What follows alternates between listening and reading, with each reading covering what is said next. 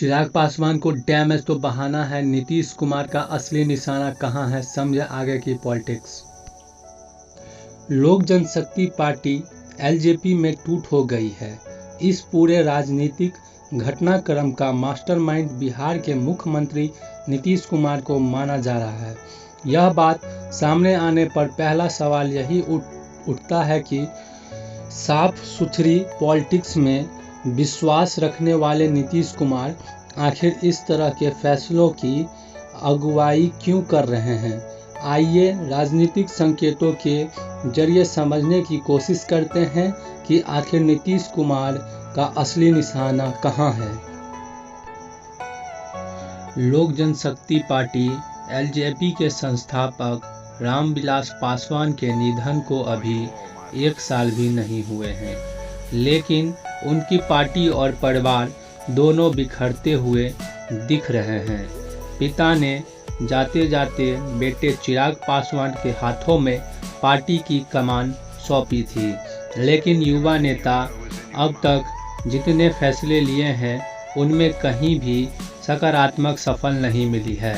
Party के अंदर चिराग की कार्यशैली को लेकर नाराजगी इतनी है कि चाचा पशुपति पारस की अगुवाई में चचेरे भाई प्रिंस पासवान समेत 5 सांसदों ने अलग गुट बना लिया है। ये अभी साफ नहीं हो पाया है कि यह गुट चिराग पासवान को ही पार्टी से बाहर कर देने या किसी दूसरे दल में शामिल होंगे। इस पूरे राजनीतिक घटनाक्रम का मास्टरमाइंड बिहार के मुख्यमंत्री नीतीश कुमार को माना जा रहा है। यह बात सामने आने पर पहला सवाल यही उठता है कि साफ सुथरी पॉलिटिक्स में विश्वास रखने वाले नीतीश कुमार आखिर इस तरह के फैसलों की अगुवाई क्यों कर रहे हैं। आइए राजनीतिक संकेतों के जरिए समझने की कोशिश करते हैं कि आखिर नीतीश कुमार का असली निशाना कहां है। विधानसभा चुनाव में डैमेज का बदला लेना चाहते थे नीतीश कुमार।